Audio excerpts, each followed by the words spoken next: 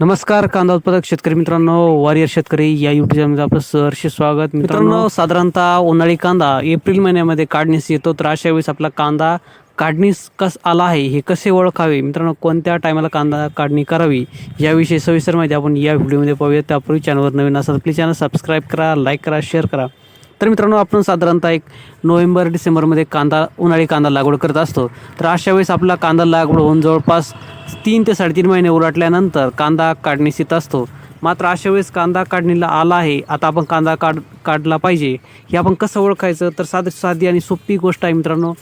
ज्यावेळेस आपला एक कांदा साधारणतः परिपक्व होत असतो, कांद्याची पात करपते आणि ज्यावेळेस कांद्याचा संपूर्ण रस कांद्यामध्ये उतरतो, कांदा परिपक्व होतो, कांद्याचा कंद, तर अशा वेळेस कांदा काढणी करणं महत्त्वाचे असते. जेणेकरून अवकाळी पाऊस असेल तर यामुळे आपलं नुकसान होण्याची शक्यता असल्यामुळे लवकरात लवकर कांद्याची काढणी करून त्याची एक समान आपण यामध्ये साठवणूक करणं गरजेचं असतं. तर मित्रांनो, कांदा काढणीमध्ये ज्यावेळेस आपल्या कांद्याची संपूर्ण पातीतला रस कांद्यामध्ये उतरतो, मानेतला रस संपूर्ण कांद्यामध्ये उतरतो आणि कांद्याची पात करपून वाळू लागते, तर अशा वेळेस कांदा काढणे गरजेचं असतं, जेणेकरून आपला कांदा लवकरात लवकर निघेल.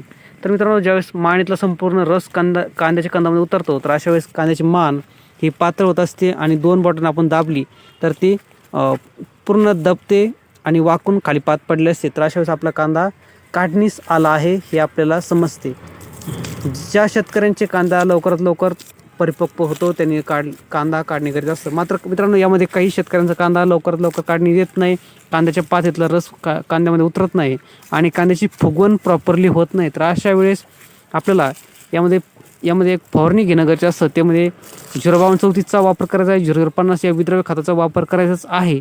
मात्र शेवटच्या पाणी आणि शेवटच्या फवारणीमध्ये आपल्याला चमत्कार या PGRचा यामध्ये समावेश करायचा आहे, जेणेकरून कांद्याच्या पातीतला संपूर्ण रस खाली उतरतो, मानेतला रस उतरतो, माना पातळ होतात आणि कांद्याचा कंद जास्त मोठा होतो, कांद्याची फुगवण चांगल्या प्रकारे होत असते.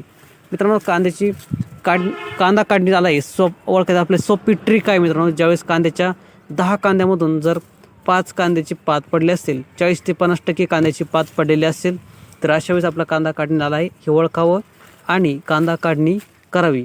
जेणेकरून जर कांद्याची पात जास्त वाळली तर कांदा आपला काढणीला जड जातो.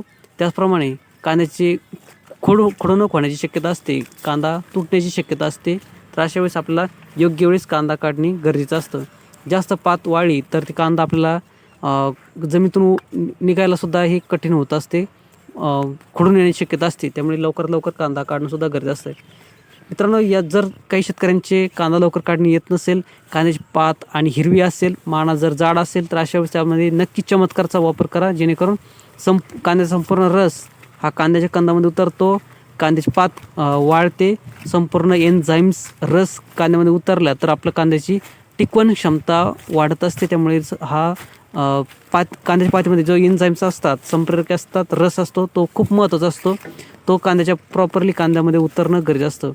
मित्रांनो, यावेळेस आपलं कांद्याचे शेवटचं पाणी देणंसुद्धा महत्त्वाचं असतं. कधी तोडावं, तर ज्यावेळेस आपला कांदा एक साधारणतः 90 दिवसाच्या पुढे गेला असतो, 95 ते 100 दिवसाचा आपला कांदा झाला असतो, अशा वेळेस एक शेवटचं पाणी देणं गरजेचं असतं. त्यानंतर कुठलंही बिलकुल पाणी आपल्याला द्यायचं नाही. जास्त पाणी देत राहिलं तर कांद्याची साईज होणार नाही, कांदा सडण्याची दाट शक्यता असते. त्यामुळे 95 ते 100 दिवसानंतर कांद्याचे पाणी आपल्याला तोडायचं आहे. साधारणतः उन्हाळी कांदा असेल तर अशा वेळेस कांद्याची प्रॉपरली पाणी तोडायचं आहे. आणि जर पेरणी केलेला कांदा असेल तर साधारणतः 115 दिवसाला कांद्याचे आपल्याला पाणी तोडायचं आहे. त्यानंतर कांद्याची काढणी करायची आहे, हार्वेस्टिंग करणं गरजेचं असतं. तर ही होती कांद्याची काढणीविषयी माहिती. जर तुमचा कांदा काढणी आला आहे हे ओळखायचं असेल तर कांद्याची पात पिवळी पडते आणि कांद्याची साईज जी असते, मानेची साईज असते, ती बोटान दबते, कांद्याची पात आणि मान हलक्या फुल होत असतात, त्यामध्ये रस नसतो, तो पूर्ण खाली उतरलेला असतो. तर अशा वेळेस कांद्याचा आपल्याला काढणी करून घेणं गरजेचं असतं. मित्रांनो, ह्या कांद्याची काढणी करताना अजून एक शेवटची तुम्हाला माहिती देणं गरजेचं आहे, ते म्हणजे शेवटच्या फवारणीमध्ये आपल्याला चांगल्या दर्जाचं बुरशीनाशक घ्या, जेणेकरून कांद्याची चाळीमध्ये कांदा भरताना त्याला काजळी येणार नाही. कांद्याची शेवटची फवारणी खूप अत्यंत महत्त्वाची असते. यामध्ये विद्राव्य खत महत्त्वाचं आहे आणि बुरशीनाशकसुद्धा वापरणं गरजेचं आहे आणि PGRची एक स्वतंत्र फवारणी घ्या यामध्ये, जर घ्यायची असेल, कांद्याची पात जास्त वाढत असेल तर अशा वेळेस मात्र बुरशीनाशकचा अवश्य वापर करा, जेणेकरून कांदा जर तुमचा दीर्घकाळ टिकायचा असेल, 4 महिने कांदा तुम्हाला साठवून ठेवायचा असेल तर अशा वेळेस शेवटच्या फवारणीमध्ये चांगल्या उत्कृष्ट दर्जाचं बुरशीनाशक वापरा, जेणेकरून कांद्यामध्ये ते उतरेल आणि कांदा जास्तीत जास्त टिकून राहील, कांदा सड होणार नाही, हे महत्त्वाचं यामध्ये बाब आहे. तर मित्रांनो, ही होती छोटीशी अपडेट. व्हिडिओ आवडला असेल तर प्लीज चॅनलला सबस्क्राईब करा, लाईक करा, शेअर करा. नक्की सबस्क्राईब करा, कारण कांद्याच्या माहितीविषयी व्हिडिओ किंवा इतर पिकांच्या माहितीविषयी व्हिडिओ आपण नक्कीच यामध्ये चॅनलवर टाकत असतो. त्यासाठी चॅनलला कनेक्ट राहा. थँक्यू.